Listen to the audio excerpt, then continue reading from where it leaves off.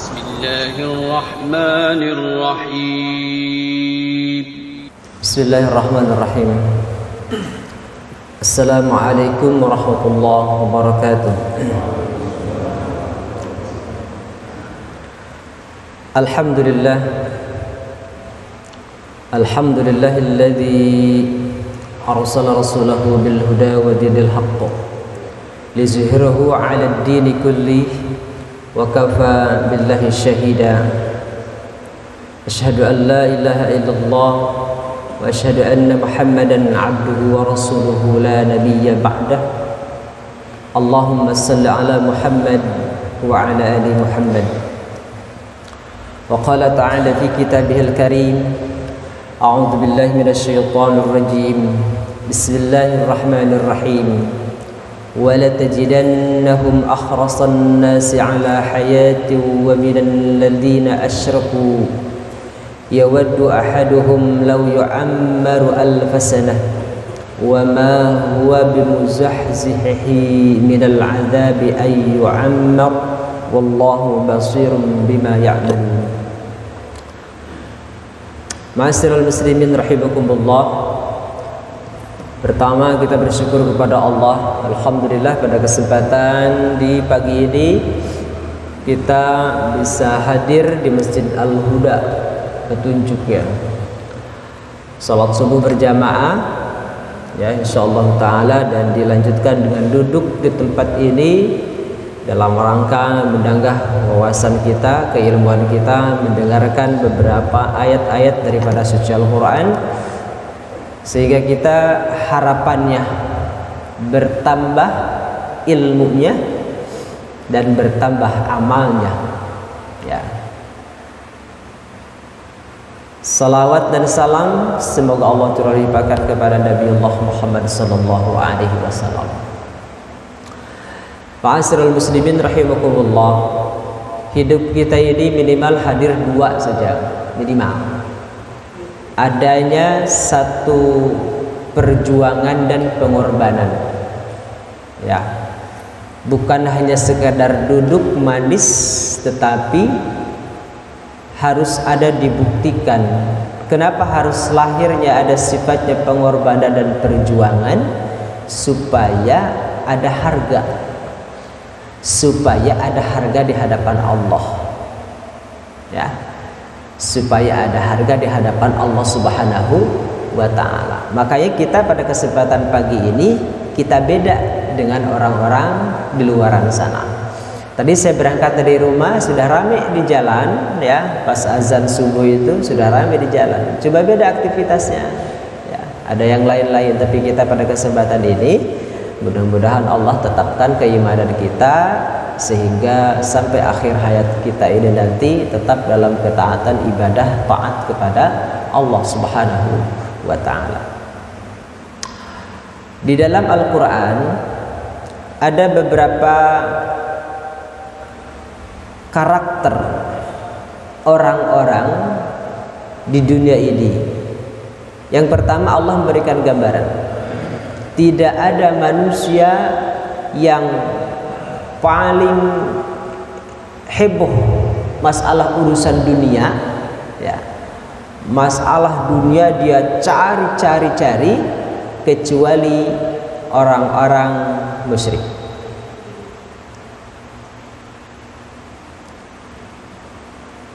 Orang-orang musyrik ini dia terus mencari kehidupan dunia seolah-olah dia ingin hidup 1000 tahun ya, 1000 tahun. Di kitab di Indonesia pernah ada lagu anak muda itu judulnya 1000 tahun, tahun 2014an begitu ya. Ada yang hidup 1000 tahun di sini. 80 tahun aja sudah banyak ya, ada 80 tahun penyakitnya sudah muncul. Ini 1000 tahun dia minta kepada Allah.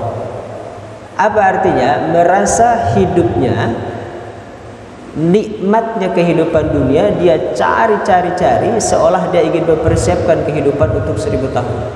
Wala tajidannahum akhrasan nasi ala hayatin wa minal ladzina asyraku dan sungguh kamu akan mendapati mereka manusia yang paling loba, paling asik, paling semangat untuk mencari kehidupan dunia adalah orang-orang musyrik. Jadi apa artinya? Orang-orang musyrik ini selalu mencari kehidupan dunia tanpa pernah berpikir untuk kehidupan akhiratnya. Makanya lihat di ayat Al-Quran, ketika manusia beriman kepada Allah, dia meminta kepada Allah ini, Rabbana atina fid dunya hasanah wa fil akhirati hasanah. Orang-orang yang beriman kepada Allah ini, dia akan berbicara memohon kepada Allah ini untuk kebaikan dunia dan kebaikan akhirat. Bagaimana orang-orang musyrik? Dia memohon kepada Allah untuk kehidupan dunia yang lebih baik, wa ma lahum, tetapi dia tidak menyebutkan untuk kehidupan akhiratnya. Itu orangnya. Jadi beda. Apa yang membuat kita beda ini? Beda kita memohon kepada Allah ini dunia yang sempurna dan kehidupan akhirat juga yang paling baik adalah surga. Tetapi orang-orang musyrik ini tidak pernah menyebutkan untuk kehidupan akhiratnya, tetapi dia akan sibuk untuk kehidupan dunia. Ma'asyiral muslimin rahimakumullah. Kapan mereka ini menyesal? Jadi saya pagi ini akan sampaikan 3. Bagaimana orang-orang musyrik, bagaimana orang-orang Yahudi, dan apa yang harus kita lakukan sebagai manusia beriman kepada Allah dalam mempersiapkan kehidupan dunia dan akhirat. Ya. 45 menit insyaallah gitu sampai syukur. Baik. Yang pertama, orang-orang musyrik. Adakah penyesalan orang-orang musyrik ini ketika sudah Allah perlihatkan bagaimana dahsyatnya api neraka? Di dalam Al-Quran, a'udzubillahi minasyaitonirrajim, surah Al-Munafiqun ayat ke-10, wa anfiqu mimma razaqnakum min qabli ay ya'tiya ahadakumul maut fayaqula rabbi laula akhartani ila ajalin qarib. Allah menyampaikan, wa anfiqu mimma razaqnakum, infakkanlah sebagian dari apa yang Allah rizkikan kepada kalian, min qabli ayyatiya ahadakumul maut, sebelum datang kematian untuknya. Apa perintahnya? Berinfak sebelum datang kematian. Orang-orang yang musyrik kepada Allah Subhanahu wa taala, laula akhartani ila ajalin qarib. Ketika Allah Subhanahu wa taala menjemputnya dengan satu kematian. Maaf, ini orang-orang musyrik, tapi orang-orang beriman kepada Allah. Orang-orang yang beriman, saya ulang, maaf. Orang-orang yang beriman kepada Allah, Allah sudah titipkan Allahnya ini, berinfaklah di jalan Allah Subhanahu wa taala sebelum kematian menjemputnya. Mereka sudah menjemput kematian, apa penyesalannya? Dia ingin kembali ke mana? Ingin kembali lagi ke dunia, ke Bekasi, ke Alamanda. Apa tujuannya? Tujuannya dia ingin berinfak, fa'asaddaqa, ingin bersedekah dia. Kapan ini? Penyesalan yang tidak mungkin untuk kembali karena mereka sudah ditetapkan oleh Allah Subhanahu wa taala. Penyesalan ini kapan? Penyesalan yang nanti di akhirat. Makanya Allah menyampaikan, wabtaghi fima ataqallah, dan carilah kehidupan dunia. Cari. Yang bekerja silakan bekerja, yang berbisnis silakan yang berbisnis, yang berusaha silakan. Wabtaghi fima ataqallah, silakan cari-cari. Wa fis sama'i rizqukum ma tu'adun, di langit itu sudah Allah janjikan rizki untuk seluruh manusia. Setiap mulut ini sudah Allah siapkan rizkinya. Tapi masalahnya jangan sekedar ngapain? Duduk aja lah menunggu rizki dari Allah. Tidak. Apa perintahnya? Cari silahkan. Wabtaghi fima ataqallah. Tapi ingat tujuannya. Tujuannya untuk apa? Untuk darul akhirah. Kita mencari rizki ini, kita gunakan seluruhnya adalah untuk apa? Akhirat. Kalau orang-orang kafir tadi untuk memperkaya dirinya. Orang-orang yang berislam, muslim kepada Allah, beriman kepada Allah, dunia ini menjadikan satu jembatan untuk mendapatkan akhiratnya. Tapi ingat, jangan hanya sekedar terus saja berinfak, bersedekah, wala tansa nasibaka minad dunya. Wa ahsin kama ahsanallah. Ini dua. Setelahnya kita bekerja, mendapatkan sesuatu dari hasil pekerjaannya, lalu diniatkan untuk kehidupan akhiratnya. Tapi ingat, jangan dilupakan siapa? Keluarga, istri, anak, dan keturunannya. Berikan dia hak-haknya. Kewajiban kita harus ditunjukkan kepada keluarganya. Berikan dia haknya sebagai nafkah dan sebagainya. Kalau sudah, ingat juga kata Allah, wa ahsin kama ahsanallahu ilaik. Maka berbuat baiklah kepada tetangga kita, kepada sekitar kita yang sudah berbuat baik kepada kita sebagaimana Allah sudah berbuat baik kepada kita. Jadi ingat, itulah Islam mengajarkan seperti itu. Cari kehidupan dunia, kehidupan dunia untuk tujuannya kehidupan akhirat.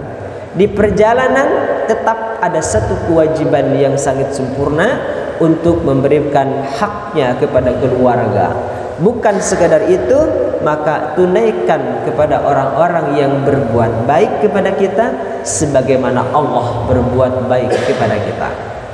Itulah Islam mengajarkan seperti itu. Makanya kalau orang tidak mengajarkan seperti ini, hanya sifatnya dunia, orang muslim nanti akan menyesalnya nanti di akhirat, ingin kembali lagi ke mana? Ke dunia untuk bersedekah. Fasadaqah. Dia ingin bersedekah. Itu siapa? Itu gambaran yang Allah Subhanahu wa taala ceritakan di dalam Al-Qur'an. Muslim ingin kembali ke dunia, ingin bersedekah. Satu. Yang kedua, bagaimana orang-orang kafir? Tadi muslim, sekarang orang kafir. Adakah penyesalan orang-orang kafir? Apakah ingin kembali ke dunia juga sama seperti orang muslim? Sama. Bedanya, kalau orang muslim ini kembali ke dunia ingin bersedekah, orang-orang kafir ingin kembali ke dunia ini ingin menjadi seorang yang muslim. Kapan ini terjadi dan kapan ini mereka penyesalannya? Al-Quran surah Al-Hijr ayat kedua dan 3. A'udzubillahi minasyaitonir rajim. Rubama yawaddul ladzina kafaru law kanu muslimin. Orang-orang kafir seringkali nanti menginginkan kembali itu mereka menjadi orang-orang yang muslim. Kembali ke dunia ingin menjadi orang yang muslim. Kapan ini terjadi? Mereka terjadi ingin kembali lagi ke dunia ketika Allah sudah perlihatkan bagaimana dahsyatnya api neraka, bagaimana dahsyatnya neraka, bagaimana dahsyatnya jilatan-jilatan api neraka. Maka dia ingin kembali kepada Allah Subhanahu wa ta'ala, kepada Allah. Dia ingin kembali ke mana? Ke dunia, supaya menjadi orang yang muslim. Walaupun kita lihat orang-orang kafir ini Allah abadikan di dalam Al-Quran, darhum ya'kulu. Kata Allah, wahai Muhammad, darhum, biarkan mereka. Siapa mereka ini? Lihat karakternya, kebiasaannya. Orang-orang kafir ini kata Allah, darhum ya'kulu, biarkan dia makan. Biarkan dia makan, minum, jajan sembarangan, biarkan di dunia ini. Ya, menikmati kehidupan dunia, biarkan. Makan di sini, makan di sana, biarkan. Itulah karakter orang-orang yang kafir. Atau juga wa yatamatta'u, atau dia berangan-angan, ya. Makan bersenang-senang, biarkan dia bersenang-senang di dunia. Itu orang kafir. Makanya jangan aneh. Kalau ada orang yang kafir lalu mengatakan orang kafir sholat nggak pernah, duha apa lagi? Jangankan duha, ke masjid aja nggak pernah. Tapi kehidupannya baik-baik aja. Dunianya bagus, rumahnya bagus, mobilnya banyak, istrinya juga ada lah gitu ya. Kadang kita secara kemanusiaan kadang muncul seperti itu. Lah kita duha setiap hari, tahajud setiap hari, berjamaah setiap hari di masjid. Tapi kehidupan ekonomi saya begini-begini aja, biasa aja. Apa ada yang salah dengan ibadah dan sebagainya? Ya, kenapa? Yang dilihat ada standar keduniaan. Lihat orang-orang yang tidak sholat, tidak zakat, tidak, kehidupan dunia dia bagus gitu-gitu ya. Bagus mereka itu. Padahal dia nggak bersolat, nggak apa-apa. Nah, khawatir. Biarkan saja orang-orang yang kafir itu, ya. Orang-orang yang kafir biarkan saja, kata Allah. Darhum, biarkan mereka apa? Biarkan mereka makan, minum, ataupun biarkan mereka bersenang-senang dan sebagainya. Kalau bahasa bersenang-senang maknanya ada dua. Satu, dia akan bersenang-senang dengan perutnya, dengan makanannya, dan lain sebagai sesuatu yang sifatnya dunia, ataupun dia akan bersenang-senang dan di bawah perut. Ya, itu sifat dunia. Biarkan saja, kata Allah. Biarkan orang-orang kafir itu makan, minum, bersenang-senang dengan sesuatu yang masuk ke perutnya atau yang di bawah perutnya. Biarkan saja. Atau laukan, atau satu lagi yulhibul amal, ataupun dia berangan-angan, terus berpikir keinginan. Kenapa? Karena kehidupannya sudah diliputi oleh sifatnya dunia. Makan ini, dia berpikir lagi, kira-kira besok makan apa, di mana, jam berapa, harganya berapa, terus sifatnya ke dunia. Ya, maka kata Allah Subhanahu wa taala, mereka fasaufa ya'lamun, mereka nanti akan ketahuan. Siapa ini?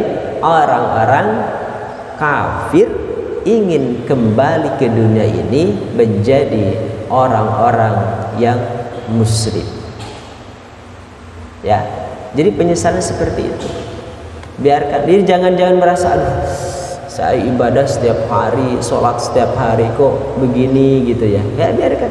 Ya, Allah titipkan kepada kita. Tapi biarkan saja orang-orang kafir, orang-orang musyrik, orang-orang yang berdosa kepada Allah ini, mereka biarkan saja. Untuk kehidupan dunia yang lebih gemerlap, karena itu memang surganya dunia. Ma'asyiral muslimin rahimakumullah. Yang ketiga adalah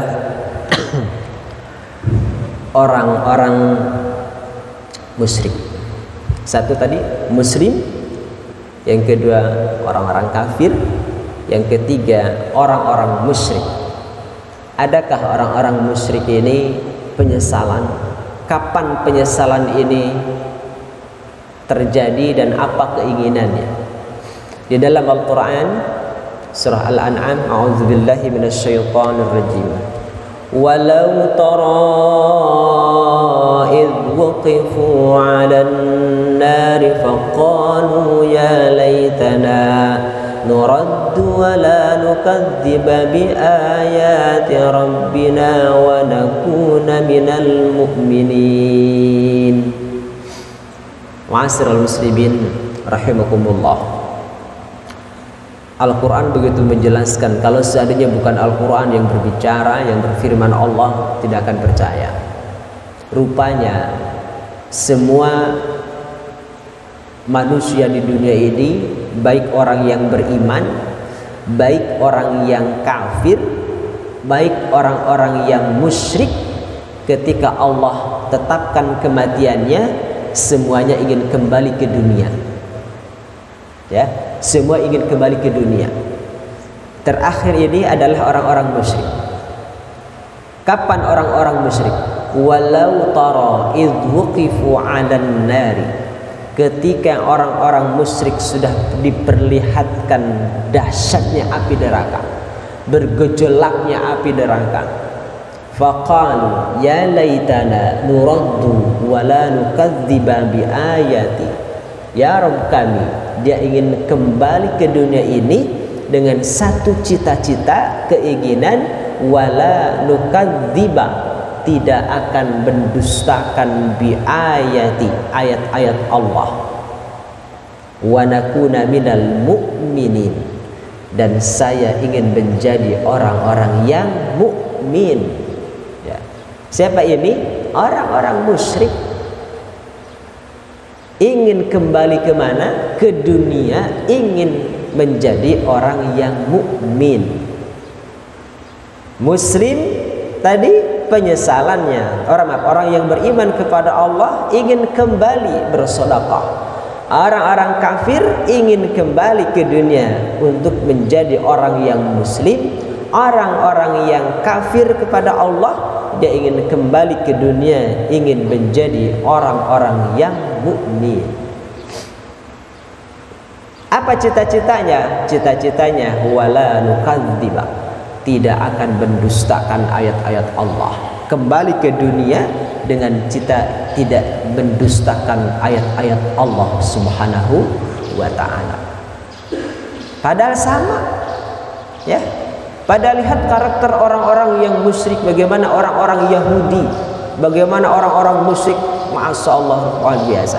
Di dalam Al-Quran tidak ada manusia yang sangat benci permusuhannya di dunia ini, ya. Tidak ada manusia yang benci permusuhannya kepada orang-orang yang beriman kepada Allah adalah satu orang Yahudi. Bencinya luar biasa kepada muslim. Kepada orang-orang yang beriman kepada Allah, orang Yahudi itu sangat bencinya luar biasa. Itu Allah menyampaikan. Setelahnya orang-orang Yahudi, maka yang kedua yang sangat bencinya kepada kaum muslimin adalah orang-orang musyrik. Yang ketiga, setelahnya Yahudi, setelahnya orang-orang musyrik, baru yang benci kepada Islam ini adalah orang-orang Nasrani. Makanya Allah abadikan di dalam Al-Quran, ketika Allah Subhanahu wa ta'ala, ketika Rasulullah Muhammad sallallahu alaihi wasallam sampai ke tanah mana? Ke tanah Madinah di awal hijrah. Tahun ke-1, tahun kedua ini baru tuh orang-orang Yahudi menunjukkan dia jati dirinya, kebencian dan kebencian kepada kaum muslimin, baik dari sahabat Ansor dan sahabat Muhajirin. Kita lihat ya, kita akan belajar bagaimana kebencian orang-orang Yahudi kepada kaum muslimin pada waktu itu. Apa di antaranya? Di antaranya mereka mengusir. Lihat di sejarah ringkas Rasulullah, karya Munawar Khalil, perjalanan Rasulullah. Mengusir, membunuh bahkan, dan membuat makar supaya kaum muslimin tidak betah di mana? Di tanah Madinah. Maka satu tahun pertama, 2 tahun tidak ada apapun. Yang ada lebih banyak kepada pembentukan karakter kaum muslimin, penguatan akidah, dan yang kedua penguatan masalah ekonomi pasar. Makanya ini pernah disampaikan di waktu Ramadan kalau tidak salah, kalau sejarah ini. Makanya di tahun 1 dan 2 inilah Rasulullah Muhammad selalu membangun kekuatan ekonomi yang dikomandoi oleh siapa? Abdurrahman bin Auf. Apa sasarannya? Sasarannya adalah bagaimana kaum muslimin berbelanja kepada pasar kaum muslimin. Yang kedua, bagaimana kaum muslimin baik sahabat Ansar dan Muhajirin berbelanja dengan harga yang sesuai. Kenapa tidak sesuai? Ketika di Madinah ini, maka Rasulullah Muhammad sallallahu alaihi wasallam dan sahabat Ansar Muhajirin dikomandoi oleh Abdurrahman bin Auf, sahabat Madinah dikomandoi oleh siapa? Sa'ad bin Rabi'. Dua-dua pengusaha dari Jazirah Arab, satu dari Arab, yang satu lagi dari Madinah. Satu dua ini pengusaha bersatu padu menyampaikan misi, melaksanakan bagaimana dia menyelamatkan kaum muslimin Ansar dan Muhajirin dari lingkaran orang-orang Yahudi. Ada 3 kelompok Yahudi di Madinah. Satu Nadir, kelompok Bani Nadir. Yang kedua kelompok Bani Quraidah. Yang ketiga kelompok Bani Qainuqa.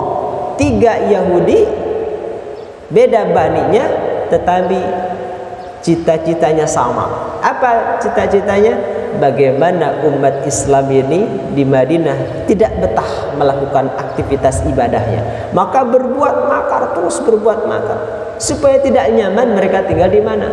Di Madinah. Maka apa yang dilakukan Rasulullah? Rasulullah membuat kesepakatan dengan orang-orang Yahudi dengan peraturan-peraturan yang ditandatangan oleh Rasulullah Muhammad SAW dan pemimpin orang-orang Yahudi. Disepakati, tanda tangan.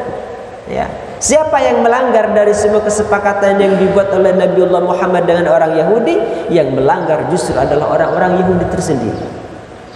Pasal dibuatkan pasal-pasal. Siapa yang melanggar? Orang Yahudi. Maka kata Rasulullah, maka dalil ada, setiap ketemu orang Yahudi maka bunuh.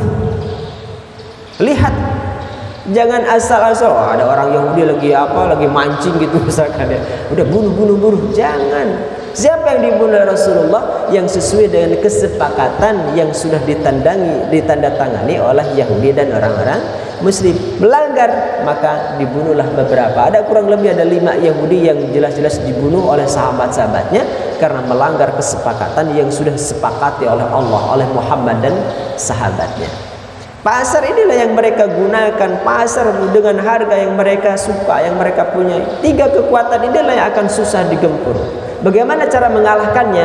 Cara mengalahkannya kata Rasulullah, maka umat muslim membuat lapak-lapak di samping pasar Yahudi.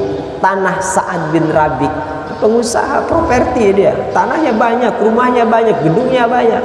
Properti dibuatkan lapak-lapak. Untuk siapa lapak-lapaknya? Untuk orang-orang muslim. Berjualan di situ. Laku? Tidak. Kenapa tidak? Karena kalah bersaing dengan pasar modern lah, seperti itu yang dikomandai oleh orang-orang Yahudi. Maka kata Rasulullah, teruskan kalian berjualan. Nah, siapa yang suka bisnis, teruskan berjualan, teruskan. Setiap kali yang berjualan, yang membeli, lebihkan 1 sebagai apa? Hadiah. Konsepnya hadiah. Ya, orang mencari berbelanja karena ada hadiahnya, ya kan? Beli jeruk 1 kilo, ada hadiahnya 2 kilo, pasti bapak mencari lagi, datang ke tukang jeruk itu. Kenapa? Ada hadiahnya. Walaupun hanya 1, tertarik, akan senang dengan apa? Dengan hadiahnya. Maka konsep orang-orang Yahudi itu betul sampai sekarang disampaikan. Maka untuk mengundang perhatian orang bukan hanya semuanya gitu, bukan. Berikan 1 saja sebagai apa? Sebagai hadiah, bentuknya hadiah. Maka hadiah dari sunnah. Ada orang yang melakukan kebaikan, berikan dia apa? Hadiah, sebagai hadiah, karena mereka sudah menyelesaikan segala sesuatu perbuatan. Maka sunnah berikan, nih nak hadiahnya dari abi, ini hadiahnya dari ayah, apa-apa, silakan. Berikan 1 apa? Setiap yang berbelanja berikan 1 sebagai apa? Hadiahnya. Lama kebaikan kaum muslimin dengan konsep hadiah inilah menjadikan harum di kalangan Jazirah Arabia. Rupanya berbelanja di kaum muslim ini dapat hadiah. Orang-orang Yahudi pun tertarik, yang tadinya belanja ke pasar milik kabilahnya, karena tidak dapat hadiahnya, pindah ke mana? Ke lapak kaum muslimin karena ada hadiahnya. Berbelanja di situ. Semuanya dilakukan oleh sahabat-sahabat Rasulullah ketika berjualan. Semuanya melakukan konsep dari Allah dan Rasulullah ini. Hadiah, berikan hadiah. Setiap belanja, kasihkan hadiah. Lama-lama pembeli ini pindah ke mana? Ke lapak kaum muslimin. Orang Yahudi pun dari 3 bani tadi pindah ke mana?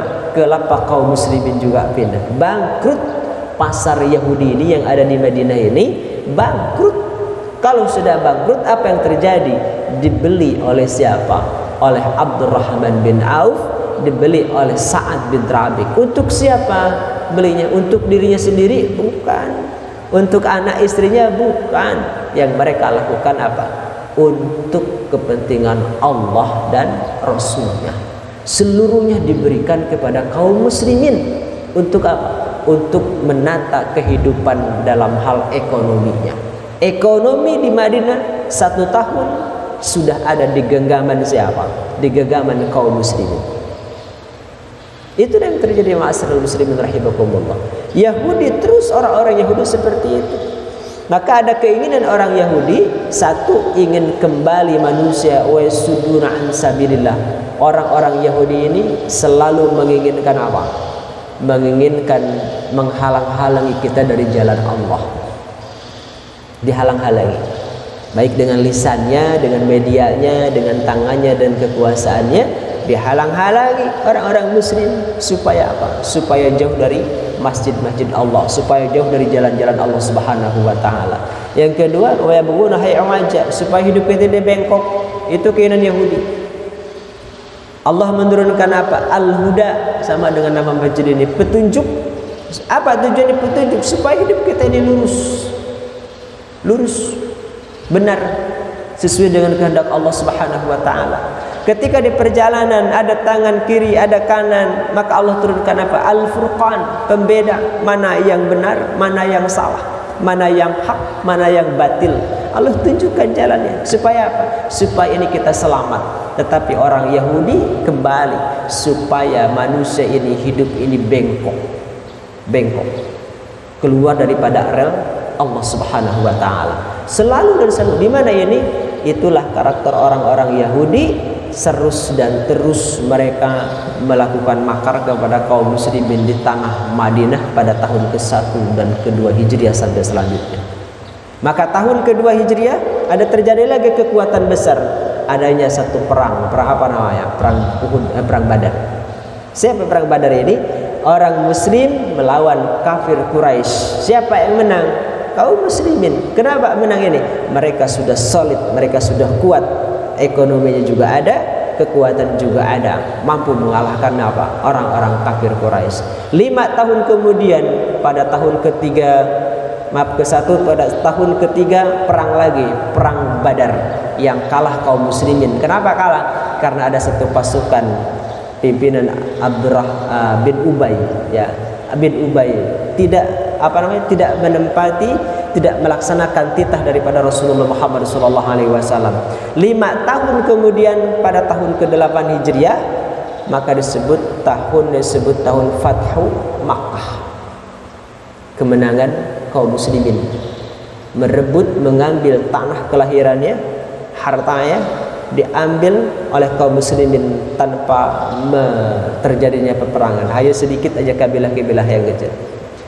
1 tahun berikutnya disebut dengan tahun Wufud. Apa dia tahun Wufud? Tahun di mana orang Islam masuk, orang-orang kafir masuk kepada Islam dengan afwaja, dengan berbondong-bondong. Kalau dulu satu didakwahin masuk. Setelah kemenangan besar yang diperlihatkan oleh Rasulullah Muhammad dan sahabatnya, Islam ini apa? Akan masuk dengan cara berbondong-bondong. Ya, itu Wufud. Berikutnya disebut Haji Wada. Berikutnya Rasulullah SAW meninggal dunia pada Rabiul Awal. Perjalanan Rasulullah. Siapa yang paling dominan? Itu orang-orang Yahudi. Orang-orang Yahudi, orang-orang musyrik pun sama mereka. Bencinya kepada Allah, kepada umat Islam. Bagaimana orang-orang musyrik? Innalladzina, orang-orang yang syirik kepada Allah Subhanahu wa taala ini, wa yasudduna an sabilillahi wal masjidil haram alladzi ja'alnahu lin-nasi 'anil 'akifu fihi wal bad. Surah Al-Hajj. Orang-orang musyrik, lihat. Tadi orang-orang Yahudi sudah. Bagaimana orang-orang musyrik? Ya. Orang-orang musyrik bagaimana? Ketika orang-orang musyrik adanya di mana? Di Makkah. Orang-orang Yahudi adanya di Madinah. Ya.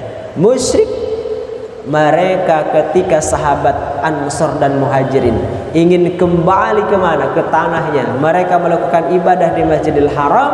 Mereka menghalang-halangi orang supaya jauh dari masjid-masjid Allah. Sama. Kalau hari ini juga kita dihalang-halangin dulu gitu, dihalang, jangan ke masjid, ini sebagainya.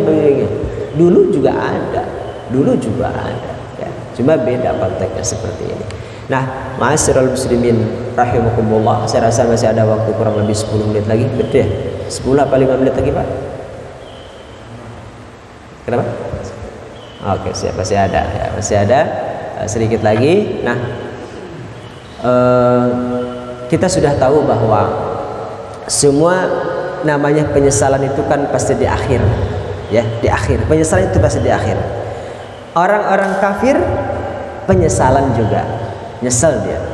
Orang-orang musyrik nyesel juga, ya.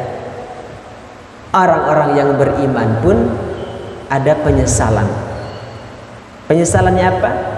Ingin kembali ke dunia dengan melakukan apa? Aktivitasnya adalah sedekah. Ingin bersedekah. Berarti bersedekah adalah nilainya sangat tinggi di hadapan Allah Subhanahu wa taala.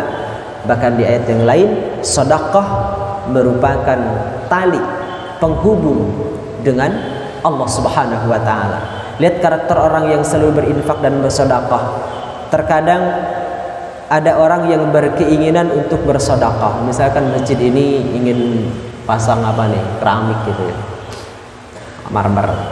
Ada keinginan. Lihat karakter orang yang bersedekah. Setiap kali bulan pertama, hari pertama dia mengumpulkan mungkin 5.000. Apa tujuannya?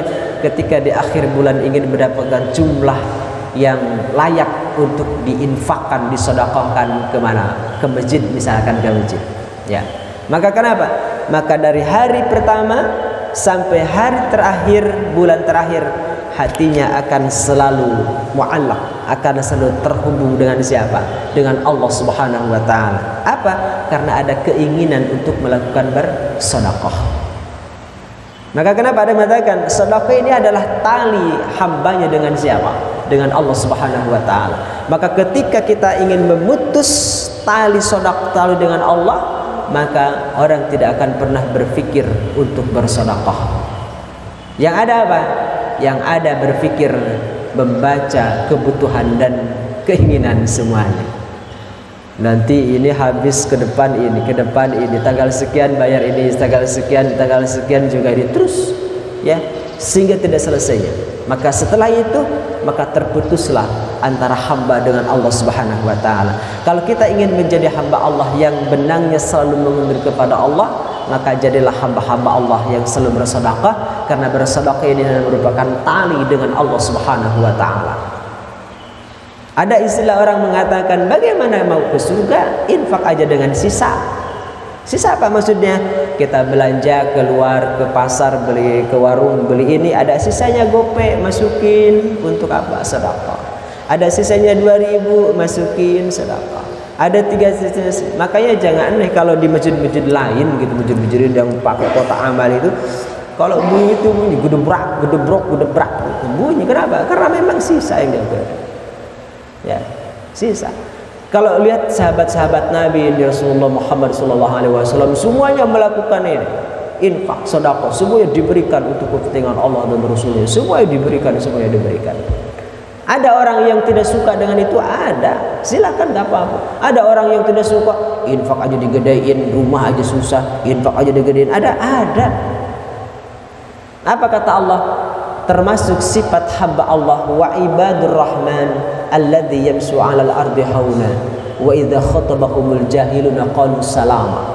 Ada orang yang ketika kita ingin berinfak, waqtagi fima attaqallah, mencari rizki dari Allah Subhanahu wa taala untuk kehidupan akhirat, orang-orang yang jahil, orang-orang yang bodoh selalu mengatakan, sibuk aja ibadah, sibuk aja beramal, sibuk aja infak, rumah aja begini aja. Ada.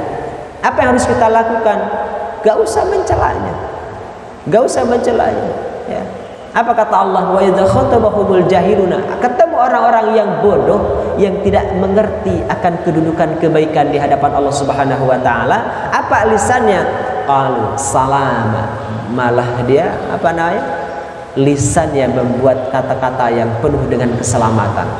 Kan enak. Coba kalau kita bayangkan, biarkan ini urusan saya, ini bukan urusan kamu. Rame gitu kan. Ya, rame. Biarkan saja orang-orang yang bodoh. Maka di Al-Quran surah Al-A'raf, khudil afwa wa'mur bil 'urf wa'rid 'anil jahilin. Jadilah orang yang pemaaf, hamba Allah pemaaf. Kemarin Lebaran habis maaf-maafan ya, berbagai macam cara. Ada di masjid-masjid lain membuat keliling satu shaf, di masjid di tempat yang lain satu gang, semuanya gang ini semuanya keluar gitu. Semuanya keluar, laki-laki sebelah sini, perempuan sebelah sini. Ada yang satu komplek di Perumnas 2 itu habis dari masjid semuanya tidak ada yang ke rumah. Yang tidak ke rumah, yang tidak ke masjid di rumahnya semua keluar lapangan. Semua gang itu berjajar, semua manusia, laki-laki, perempuan, semuanya gang ini penuh semuanya, bermaaf-maafan, bersalam-salaman dan sebagainya. Ada seperti itu. Ya, kita tidak harus menunggu 1 tahun, misalkan sekarang, wah nanti ya saya maafin Lebaran, nanti Idul Adha, Idul Fitri. Tidak usah. Jadilah orang pemaaf. Maksudnya pemaaf daripada kesalahan orang lain. Walaupun kita mampu untuk membalasnya, walaupun Allah menyampaikan ada orang yang menghina kepada kita, ada orang yang membuat sakit, boleh membalas? Boleh. Dengan apa? Dengan sama sakitnya seperti apa yang kita rasakan. Dalilnya harus sama. Ada orang mukul kepada kita, pukul kembali, boleh? Boleh. Tapi harus sama. Tapi ada yang lebih baik. Apa yang lebih baik? Memaafkannya.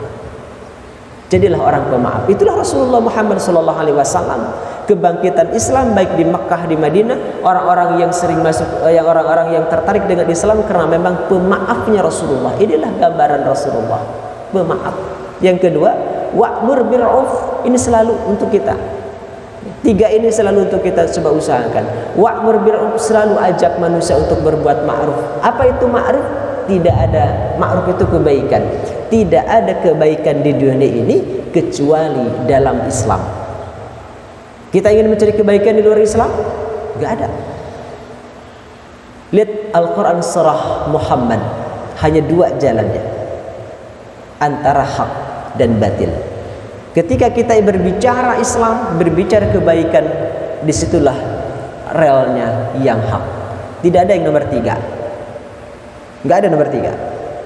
Berbicara kebaikan, atau kita ingin kemarin seperti berkunjung atau dikunjungi, maka mereka akan berbicara tentang kebaikan, tentang Islam, berbicara tentang Islam, semuanya kebaikan. Maka itulah Islam. Khudil afwa wa'mur bil 'urf wa'rid 'anil jahilin. Biarkan orang-orang yang jahil ini, biar ngomong apa terserah, berbicara apa terserah.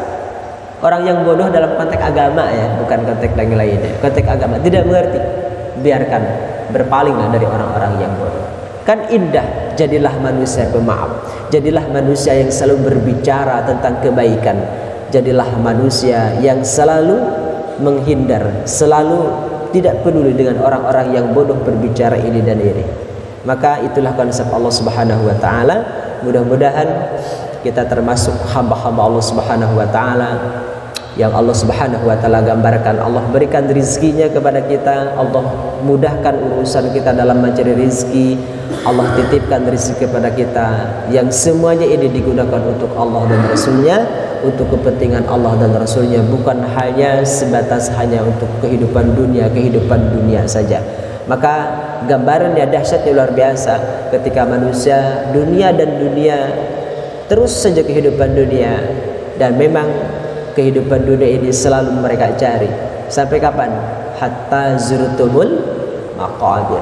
Ya, sampai dia masuk ke liang kubur tuh baru kehidupan dunia dan dunia. Kita bedakan mana karakter orang yang beriman kepada Allah, mana orang-orang Yahudi, mana orang-orang musyrikin. Semuanya sama mencari kehidupan dunia, cuma penempatannya beda. Kita mencari dunia untuk kehidupan akhirat. Orang-orang kafir menempatkan dunia, mencari kehidupannya hanya senang saja. Orang-orang musyrik dia ingin kembali ke dunia, tetapi dengan tidak mendustakan ayat-ayat Allah. Supaya kita tidak termasuk orang yang menyesal, maka hubungkanlah kehidupan dunia kita untuk menjadikan benang dengan Allah Subhanahu wa taala. Jadi hamba kita yang selalu mu'allaq, bersandar dengan Allah Subhanahu wa taala. Itu barangkali yang sedikit saya sampaikan di pertemuan pagi ini. Mudah-mudahan Allah berikan kepada kita kesehatan, semua urusan dalam ibadah kepada Allah Allah mudahkan, dijauhkan dari segala musibah dan bencana. Yang datang, yang benar datangnya dari Allah, yang salah tentu datangnya dari kebodohan saya sendiri. Mudah-mudahan ada manfaatnya khusus untuk saya dan keluarga dan seluruhnya untuk kaum muslimin muslimah, wabil khusus yang hadir pada kesempatan pagi ini. Wabillahi taufik wal hidayah. Wassalamualaikum warahmatullahi wabarakatuh.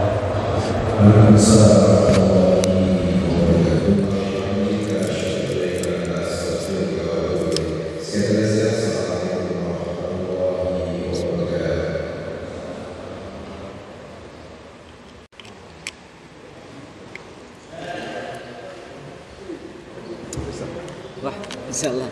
Atur insyaallah.